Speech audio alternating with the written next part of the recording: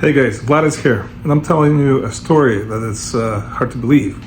So recently I purchased the 1979 vintage Fender Stratocaster guitar. I purchased it from Guitar Center in Massachusetts. I called them, I asked them questions about the guitar authenticity, asked them questions about how it plays, what has been done, things like that.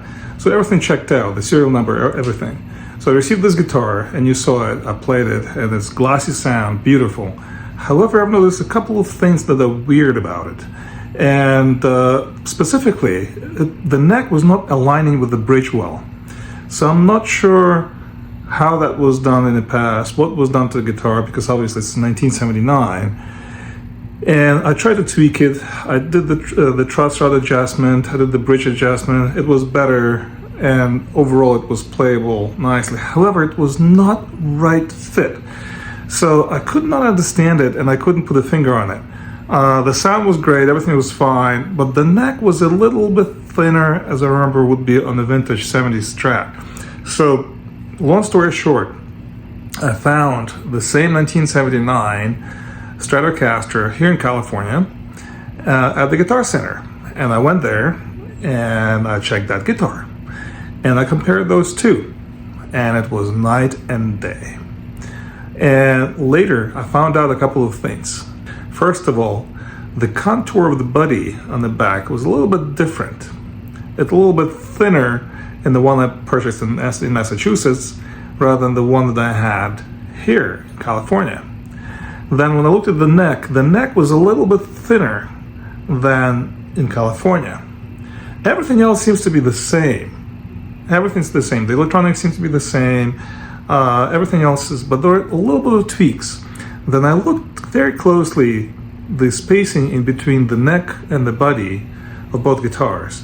And I've noticed that the one that I purchased in Massachusetts had a little bit bigger margin, when you put the neck onto the body, there's a little bit of sticking out kind of piece of wood. So, and I understood the neck was not the original one.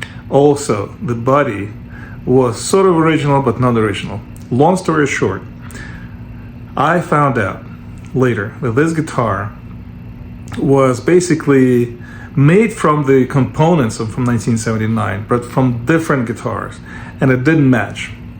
So that's why it was not a good purchase. And I exchanged that guitar for the one I found, the authenticity confirmed, and it sounded great, right? So, and it felt great. So that's how I got this guitar. So I'm telling you because you never know, especially if you go to vintage guitar sales, you might see the serial number checks out. You might think it's all good. However, maybe pickups were swapped. Maybe electronics were swapped. Maybe it's not the original neck. Maybe it's not the original body. A couple of things you have to check, but it's hard to find out, to be honest with you, because there's obviously, it's an old guitar, and you can interchange the necks and bodies and all that stuff. So, and I'll show you what I mean by that. So as you see, this is the 1979 guitar. It's all checked out, and this is the original case to it, right? 1979, that's what it looks like. It's actually metal here, as you can see. The original case and the original inside of it, everything's the original, 1979. And I purchased this one here in California. Now let me show you what I found out different. So first of all, what I've noticed in the guitar that I purchased in Massachusetts, this cutaway was actually going thinner like this, like that. Not this thick body, okay? It was going like that. Number two, when you turn it, the width of it was much smaller here. It was like this small, okay? So much less wood, so it was not that much wood. But you don't notice it the first time, okay? Then, here's the thing what gave it away as well. Right here, you see how the body contours to the neck. Now that one, the neck was actually smaller than the body itself. In fact, the neck was the original, but the body was extending like this. It was cut like that, okay? Everything else seems to be the same, okay? Everything else seems to be the same. The bridge, however, didn't match. I would put very high action here in order to have kind of low action here. Did make sense. So, and then the thickness of the neck. You see how thick this neck is? It's pretty thick. I have big hands, and you know, and it plays great.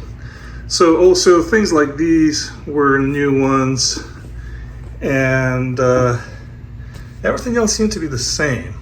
So you never know what you expect from vintage guitars. So you have to be very, very careful, and you kind of have to know what you're doing. I mean, in my case, I didn't know exactly what I was doing, but I liked the sound. And when I tried this sound, the original sound that I tried was this one in California, but it was more expensive. So I'm not that crazy about vintage collection because I actually play, and I needed that sound for the new song. So and I found the same guitar $300 cheaper. So I purchased, however, it was a counterfeit. So now this is the original baby, and I'll show you very briefly how it sounds. And it's night and day, actually. These strings are very old, see? Very, very old. So I have to change it, but nevertheless, I'll show you the sound of it. And also, it's not much lacquer here, as on that one. If you notice in my previous video, the lacquer was huge. This is not as much. Obviously, this lacquer is peeled off, which is, I'm fine with that. Don't care much about it, okay? So that's my story.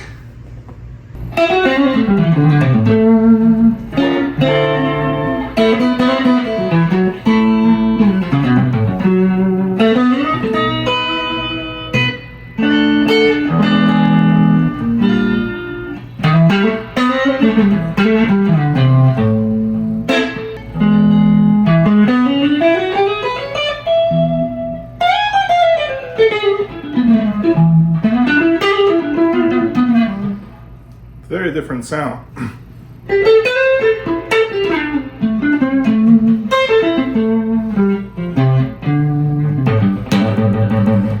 Very, very woody. If I go glassy one, so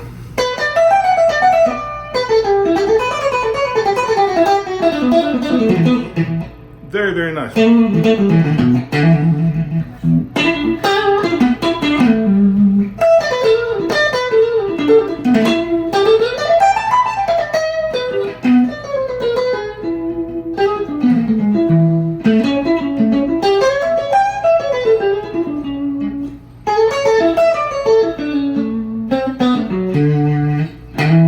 Very different sound, guys. Very, very different. Really enjoyed this.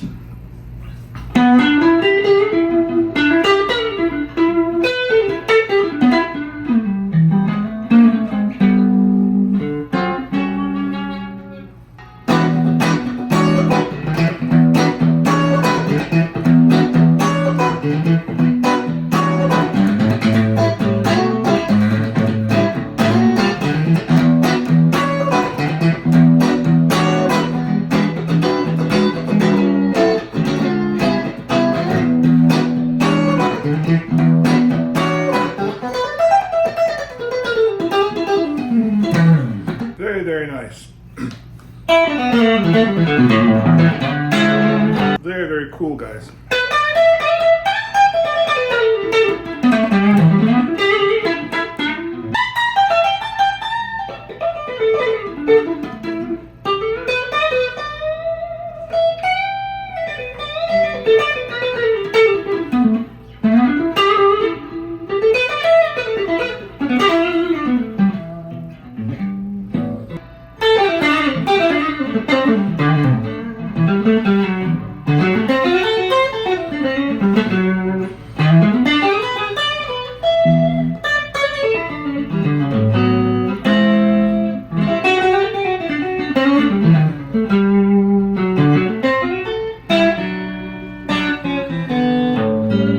Very cool guitar. Very different, as you see it, thick and heavy body. Just make sure it's heavy.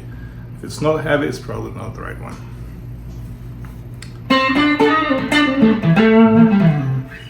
So there you have it. So choose wisely. Lesson learned.